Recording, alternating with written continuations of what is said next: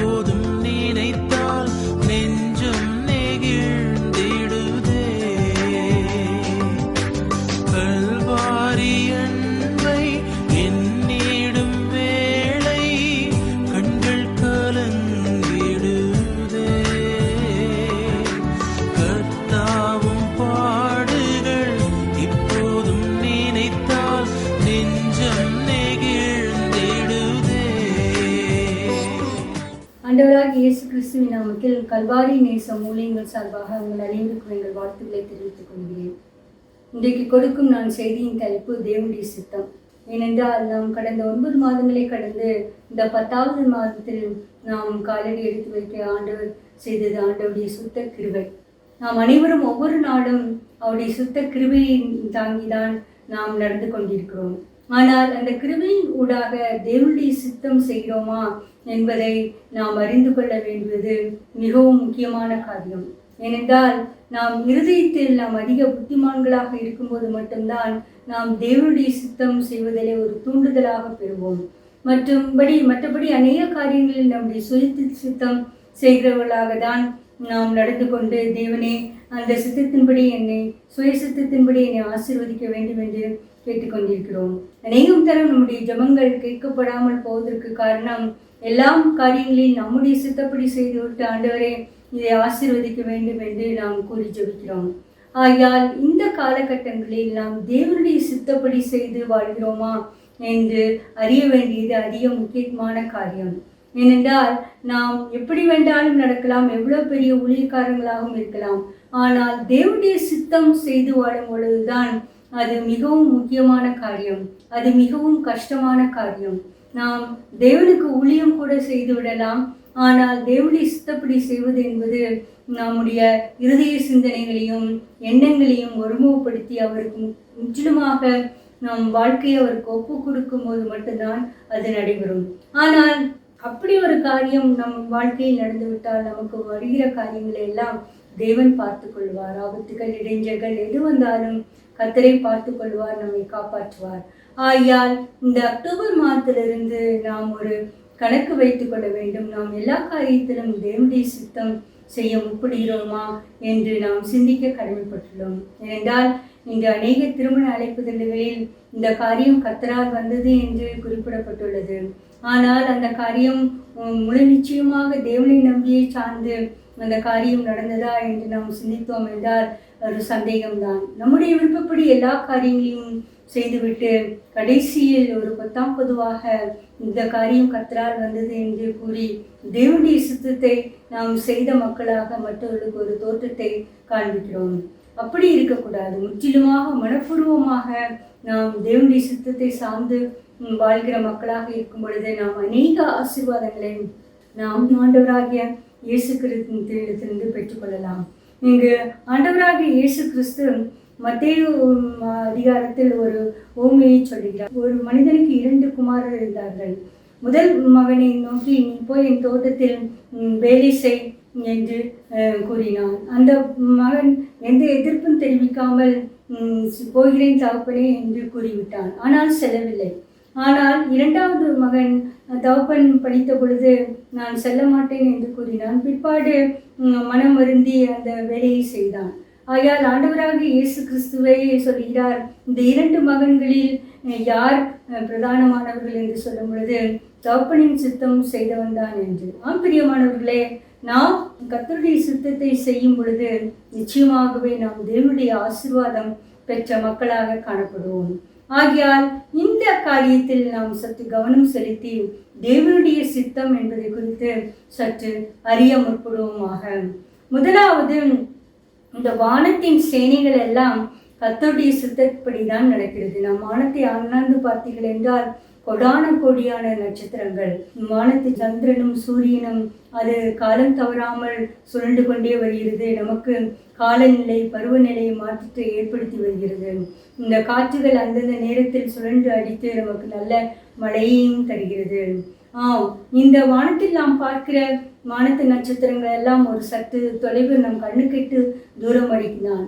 ஆனால் அதற்கு பிற்பாடு ஏராளமான கோள்கள் உள்ளது. நாம் அறிந்தது கிட்டத்தட்ட 9 கோள்கள் தான். ஆனால் அதே வான மண்டலங்கள் பல உள்ளது, அதையெல்லாம் நாம் அறிவு கெட்டாதது. ஆனால் கர்த்தர் தேவாதி தேவன் அதையெல்லாம் அவர் சித்தப்படிதான் திருப்புகிறார். தானியேல் 4:35. பூமியின் குடிகள் எல்லாம் ஒன்றுமில்லை என்று எண்ணப்படுகிறார்கள்.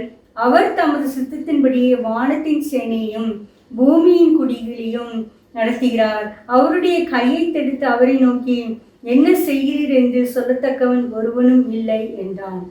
பிரியமானவர்களே, நம்முடைய தேவாதி தேவன் மிகவும் மகத்துவமானவர். வானத்தின் சேனையும் சித்தப்படியே நடத்துகிறார். பூமியின் குடிகளையும் அவருடைய சித்தத்தின்படியே தான் நடத்துகிறார். அவருடைய கையை தடுத்து இந்த வானமண்டல சேனைகளை எல்லாம் நிறுத்தும் என்று சொல்லத்தக்கவன் யாருமே கிடையாது.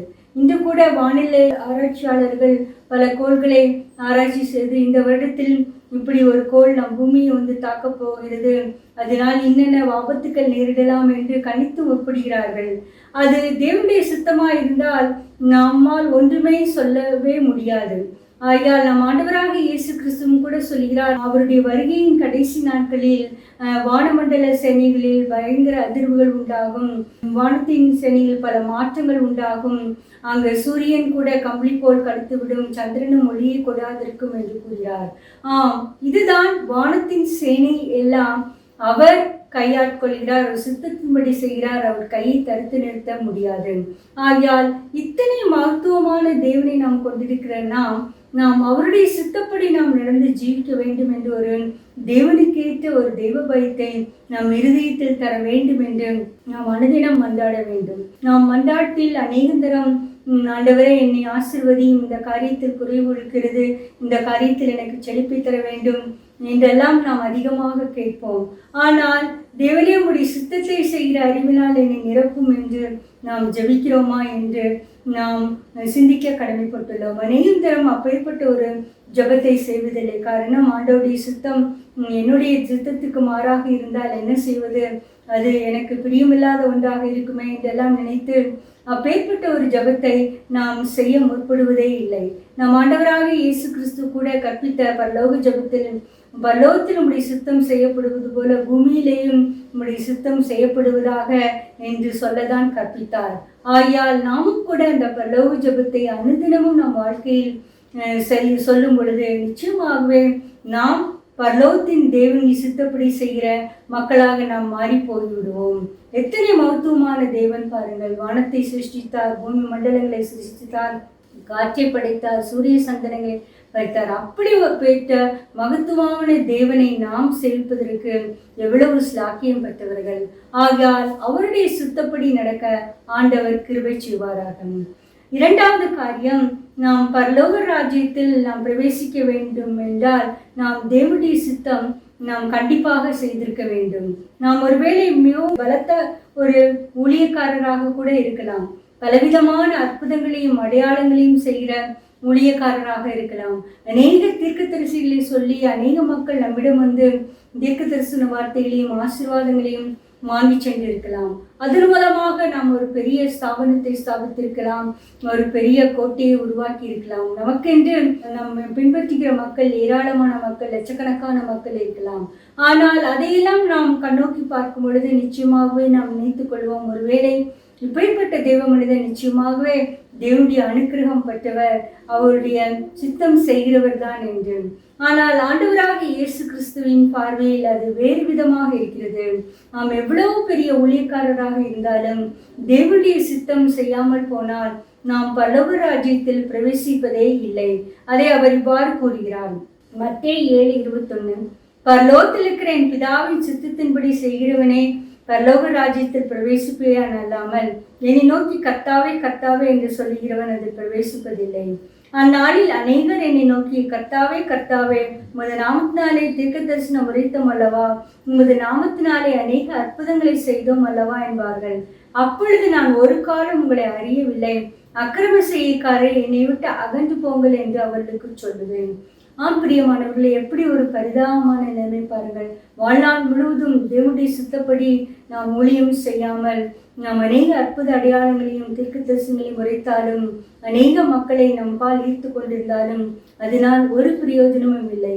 நாம் தேவனுடைய ராஜ்யத்தில், பரலோக ராஜ்யத்தில் பிரவேசிக்க முடியாமல் போனால் அதை காட்டிலும் ஒரு பரிதபிக்கக்கூடிய ஒரு சம்பவம் நம் வாழ்க்கையில் நிகழவே முடியாது. ஆகையால் இதை கேட்டுக்கொண்டிருக்கிற பிரியமானவர்களே, நாம் எப்பேற்பட்ட காரியமாக இருந்தாலும், அது சிறு ஊழியமாக இருந்தாலும், ஒரு பெரிய ஸ்தாபனத்தை நடத்தி செய்கிற ஊழியமாக இருந்தாலும், தேவனுடைய சித்தப்படி எல்லா காரியங்களும் செய்கிறோமா என்றுதான் நாம் சிந்திக்க கடமைப்பட்டுள்ளோம். ஒருவேளை நாம் அநேக அற்புதங்கள் அடையாளங்களாலும் அநேக காணிக்கை பணம் நம் கிட்டே வந்திருக்கலாம். அந்த காணிக்கை பணத்தை கொண்டு நாம் தேவனுடைய சித்தத்தை அறிய முற்படாமல் அநேக கோட்டைகளை கட்டிக்கொண்டே போயிருக்கலாம். அநேக இடங்களில் நாம் ஊழியங்களை கூட ஸ்தாபித்திருக்கலாம். ஆனால் அதெல்லாம் தேவனுடைய சுத்தப்படி நடக்கிறதா என்று நாம் அறிய முற்படும் பொழுதுதான், நாம் அறியாமல் போனால் அதைவிட பிரதிபலிக்கத்தக்க ஒரு நிலைமை ஒன்றுமே இல்லை. ஏனென்றால் ஆண்டவராக இயேசு கிறிஸ்து சொல்கிறார், நீங்கள் என்னை கர்த்தாவே கர்த்தாவே என்று சொல்லியும் தேவனுடைய சித்தப்படி நீங்கள் செய்யாமல் போனால் அக்கிரமி செய்யாதே, என்னை விட்டு அகன்று போங்கள் என்கிறார். பிரியமானவர்களே, எவ்வளவு ஒரு பயங்கரமான கூற்று பாருங்கள். தேவனுக்காக நாம் ஊழியம் செய்தோம், விசுவாசித்தோம், அற்புதங்களை செய்தோம், அடையாளங்களை செய்தோம்.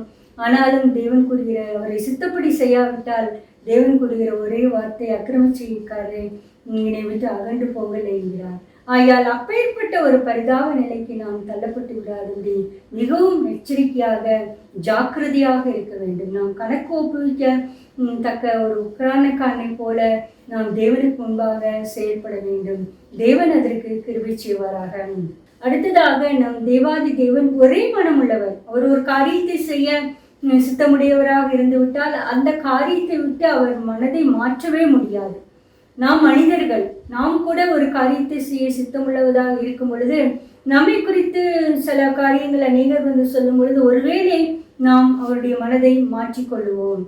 ஆனால் யோபு 23:13 சொல்கிறது, அவரோ வென்றால் ஒரே மனமாய் இருக்கிறார், அவரை திருப்பத்தக்கவன் யார், அவருடைய சித்தத்தின்படி எல்லாம் செய்வார். பிரியமானவர்களே, பிலாத்து கூட ஆண்டவராக இயேசு கிறிஸ்து சிலுவையில் தொங்கும் பொழுது இவர் யூதருடைய ராஜா என்று எபிரேய, லத்தீன், கிரேக்கு பாஷையில் எழுதி அவர் மேல் அந்த பலகை காணப்பட்டது. அப்பொழுது மற்றவர்கள் வந்து பரிசேயரும் சதுசேயரும் வந்து, இவன் தன்னைத்தானே யூதருடைய ராஜா என்று சொல்லிக் கொண்டான் என்று நீங்கள் சொல்ல வேண்டும் என்று சொல்ல பொழுது, அப்பொழுது பிலாத்து சொன்னது, நான் சொன்னதுதான் என்று கூறிவிட்டார். பிரியமானவர்களே, ஒரு உலகத்திற்கான ஒரு ராஜாவே, ஒரு அதிபதியே நான் எழுதினதுதான் என்று சொல்லும் பொழுது தேவாதி தேவன் எப்படி தம்முடைய செய்தியை குறித்து மனம் மாற முடியும்? ஆகையால் தான் யோபு கூறுகிறார், அவரோ என்றால் ஒரே மனமாய் இருக்கிறார், அவரை திருப்பத்தக்கவன் யார், அவருடைய சித்தத்தின்படி எல்லாம் செய்வார். அவரை நாம் திருப்பவே முடியாது. நாம் அவருடைய சித்தத்தின்படி செய்யும் பொழுது நிச்சயமாகவே நமக்கு அவருடைய சித்தத்தின்படி மிகுந்த ஆசீர்வாதம் கிடைக்கும். ஆகையால் தேவன் அவருடைய மகத்துவமானவர், அவர் உன்னதமானவர், அவர் மகிமையில் பிரதமானவர் என்று தேவனுடைய குணாதிசயங்களை நாம் அதிகமாக அறிய முற்படும் பொழுது நிச்சயமாகவே நாம் அவருடைய சித்தத்தின்படி செய்ய நம்மை தாழ்த்துவோம். தேவன் அதற்கு கிருபை செய்வாராக. அடுத்ததாக, ஒரு ராஜாவின் இருதயம் ஒரு நீர்க்கால்களை போல் இருக்கிறதாம். கர்த்தர் தமது சித்தத்தின்படி எல்லாம் அந்த இருதயத்தை வேண்டுகிறபடி திருப்புவாராம். ஆகையால் அது கூட நாம் தேவனுடைய சித்தத்தின்படிதான் நடக்கிறது. நீதிமொழிகள் 21:1, ராஜாவின் இருதயம் கர்த்தரின் கையில் நீர்க்கால்களை போல் இருக்கிறது, அதை தமது சித்தத்தின்படி அவர் திருப்புகிறார் என்பதுதான். பிரியமானவர்களே, நாம் ராஜாவின் இருதயம் அவர் கையில் இருக்கிறது.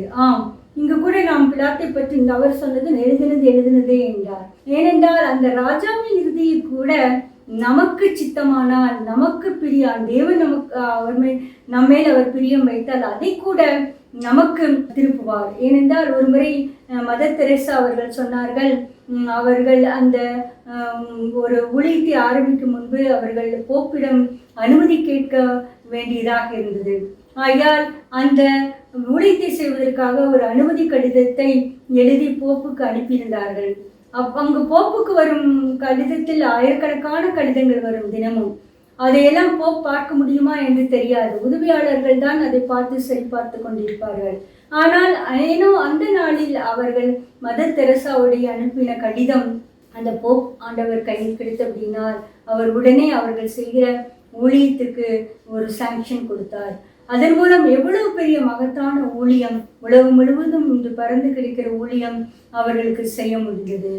பிரியமானவர்களே, இதுதான் ராஜாவின் இருதயம் கர்த்தரின் கையில் நீர்க்கால்களைப் போல இருக்கிறது, அதை தமது சித்தத்தின்படி எல்லாம் திருப்புகிறார்.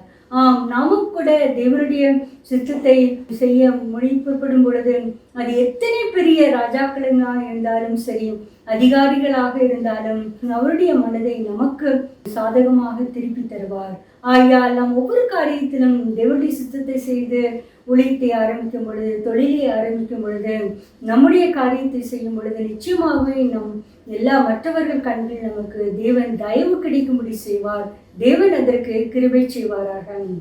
அடுத்ததாக நாம் இயேசு கிறிஸ்துவுக்கு சொந்த ஜனங்களாக மாறுவோம். நாம் ஆண்டவராக இயேசு கிறிஸ்து நமக்கு மூத்த சகோதரராக இருக்கிறார். நாம் அவருக்கு பங்காளிகளாக, பிணையாளிகளாக, சொந்த ஜனமாக மாற வேண்டும் என்றால் நாம் தேவனின் சித்தம் செய்ய வேண்டும்.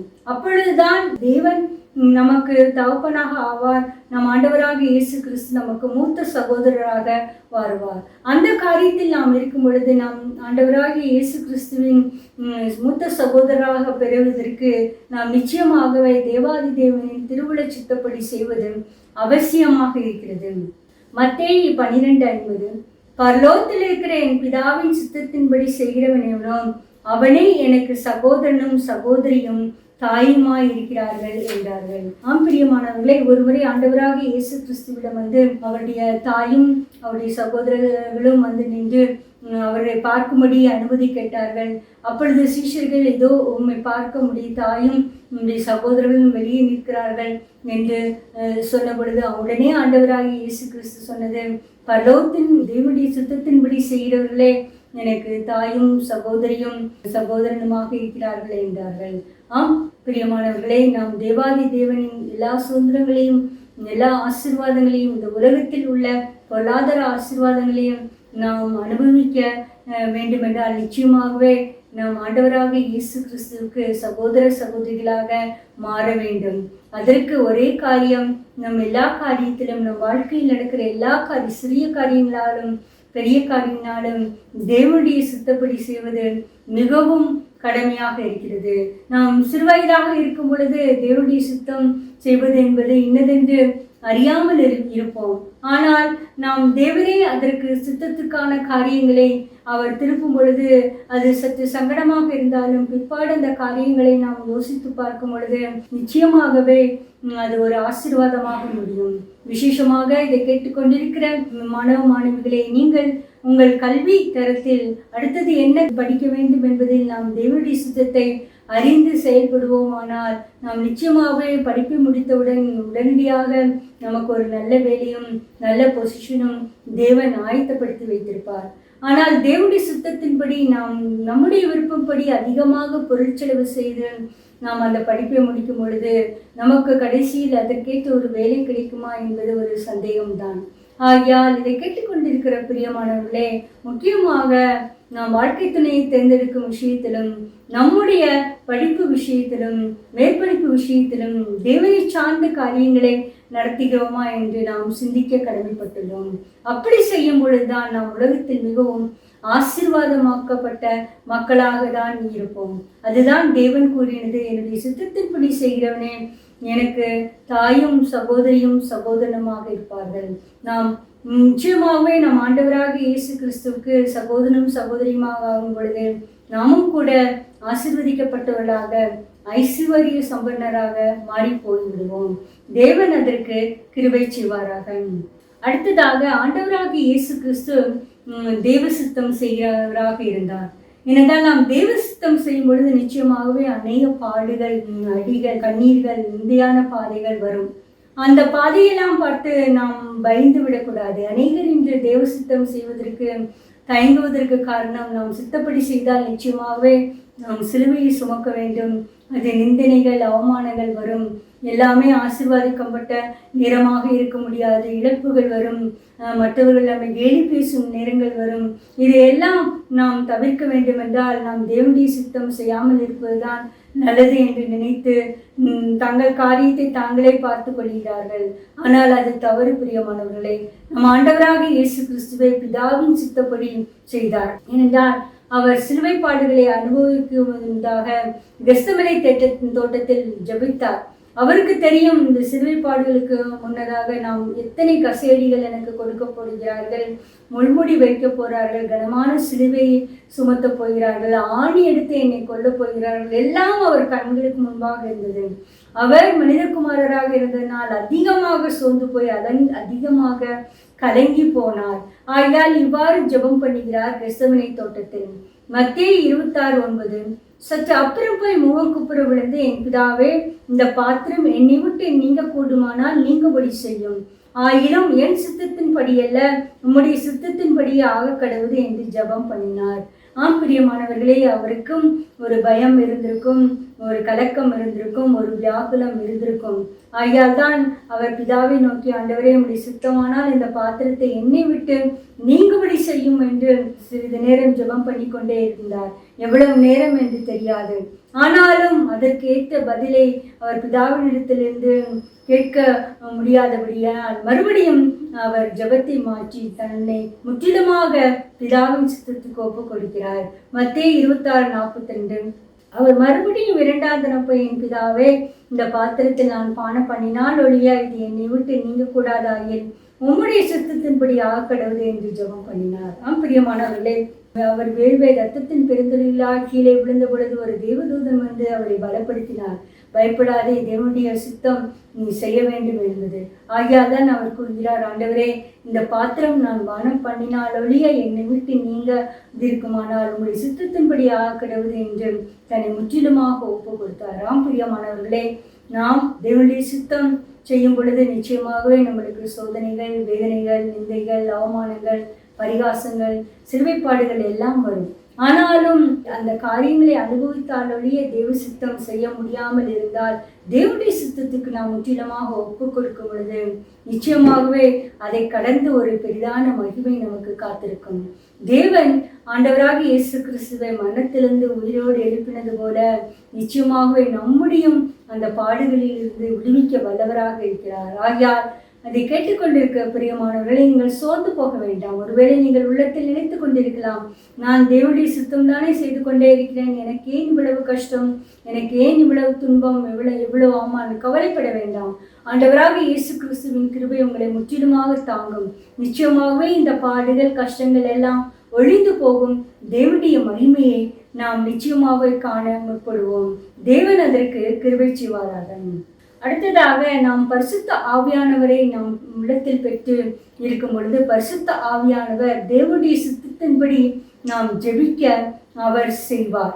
ஏனென்றால் நாம் அநேக தரங்களில் நாம் தேவ சித்தம் என்பதை உணராதவர்களாக நம்முடைய மன விருப்பத்தின்படி தான் நாம் ஜெபித்து கொண்டே இருக்கிறோம். ஆனால் நாம் பரிசுத்த ஆவியானவரின் நிறைவை பெற்றுக் கொள்ளும் பொழுது நிச்சயமாகவே பரிசுத்த ஆவியானவர் வாக்கு கடங்காத பெருமூச்சுகளோடு நமக்காக வேண்டுதல் செய்கிறவர் மட்டுமல்ல, அவர் தேவனுடைய சித்தம் இன்னது என்பதை நம் உள்ளத்தில் உணர்த்துவார். ரோமர் 8:27. ஆவியானவர் தேவனின் சித்தத்தின்படியே பரிசுத்தவான்களுக்காக வேண்டுதல் செய்கிறபடியால் இருதயங்களை ஆராய்ந்து அறியவர் ஆவியின் சிந்தை இன்னதென்று அறிவார். பிரியமானவர்களே, நாம் தேவனுடைய சிந்தை, பரிசுத்த ஆவியானவருடைய சிந்தை, சித்தம் என்னதென்று நாம் அறியும் போது அது பரிசுத்த ஆவியானவரால் மட்டும்தான் முடியும். இல்லையென்றால் நாம் நம்முடைய சித்தம் செய்ய முற்படுகிறவர்களாக தான் காணப்படுவோம்.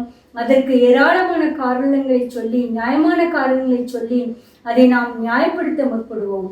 ஆனால் பரிசுத்த ஆவியானவர் நம்மோடு இருக்கும் பொழுது, அவர் நமக்காக வேண்டுதல் செய்யும் பொழுது நிச்சயமாக தேவனுடைய சித்தம் இனதென்று என்பதை நமக்குள் உணர்த்துவார். ஏனென்றால் நாம் அநேக காரியங்களில் நாம் இந்த வழி எடுக்கலாமா, அந்த வழி எடுக்கலாமா, இந்த காரியம் நல்லதுதானே என்று யோசித்து கொண்டிருக்கும் பொழுது நமக்கு ஒரு சத்தம் கேட்கும். இதுவே நீங்கள் வலதுபுறமாக சாயும் பொழுதும் இடதுபுறமாக சாயும் பொழுதும் இதுவே வழி, இதிலே நடவுங்கள் என்று உனக்கு பின்னால் குறிப்பிட்டு சொல்கிற சத்தத்தை நீ கேட்பாய் என்கிற அந்த வசனத்தின்படி நாம் தேவனுடைய ஆவியானவர் நம்முடைய நேர்பாதையில் அவருடைய சித்தத்தின்படி நடத்துவார். அந்த பாதை சற்று கருகலான பாதையாக இருந்தாலும் நாம் கவலைப்படக்கூடாது. ஏனென்றால் ஆண்டவருடைய சித்தம் நாம் செய்கிறோம் என்ற முழு நிச்சயமான ஒரு தைரியத்தை நாம் உள்ளத்தில் பெற்று இருக்கும் பொழுது மற்றவருடைய கேலி பேசுகளுக்கும் மற்றவருடைய இழிவான பேச்சுகளுக்கும் நாம் கலங்கவே மாட்டோம். நாம் தேவனுடைய சித்தம் செய்யும் போது அதிக உறுதியான மனப்பான்மை பெற்றவர்களாக நம் வாழ்க்கையை நாம் முன்னேறி செல்வோம். தேவன் அதற்கு கிருபை செய்வாராக. ஆண்டவராகிய இயேசு கிறிஸ்துவும் அவர் நம்மை தேவனுடைய சித்தம் செய்ய ஒப்பு கொடுத்தார். அவர் ஒப்பு கொடுத்தபடியினால்தான் நமக்கு பாவத்திலிருந்து விடுதலை கெட்டது. நாம் வாக்குத்தத்தம் பெறுவதற்காக நாம் தேவ சித்தம் செய்ய வேண்டும். எபிரேயர் 10:36 நீங்கள் தேவனுடைய சித்தத்தின்படி செய்து வாக்குத்தத்தம் பண்ணப்பட்டதை பெறும்படிக்கு பொறுமை உங்களுக்கு வேண்டியதாக இருக்கிறது. பிரியமானவர்களே, நாம் வாக்குத்தத்தத்தை சுதந்திரிக்கிற மக்களாக வேண்டுமென்றால் நாம் தேவனுடைய சித்தம் கண்டிப்பாக செய்ய வேண்டும். கடைசியாக நாம் ஜெபம் கேட்கப்பட வேண்டுமென்றால் தேவ சித்தம் செய்ய வேண்டும். 1 யோவான் 5:14 நாம் எதையாயிலும் அவருடைய சித்தத்தின்படி கேட்டால் அவர் நமக்கு செவி கொடுக்கிறார் என்பதை அவரை பற்றி நாம் கொண்டிருக்கிற தைரியம். ஆகையால் நாம் தேவ சித்தம் செய்யும் பொழுது நாம் எந்த ஜெபம் கேட்டாலும் அதற்கு உடனடியாக பதில் கிடைக்கும்.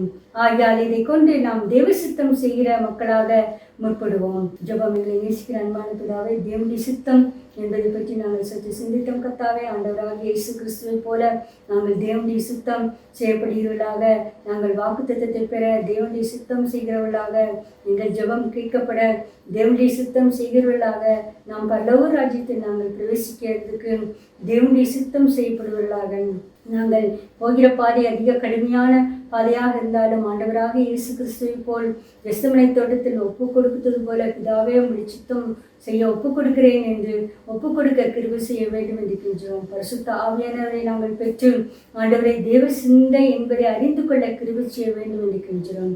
ஆண்டவரை தேவனுடைய சித்தம் நாங்கள் செய்யும் பொழுது ஆண்டவராக இயேசு கிறிஸ்துவுக்கு சகோதரனும் சகோதரியின் தாயுமாக இருக்கிறோம். அந்த பங்கை பெற்றுக்கொள்ள ஆண்டவர் கிருபை செய்ய வேண்டும் என்று கெஞ்சுகிறோம். எல்லா துதி கனமையும் உமக்கு செலுத்துகிறோம். இரட்சகரும் மீட்புமாய் இயேசு கிறிஸ்து மூலம் வேண்டிக் கொள்கிறோம் பிதாவே. ஆமென்.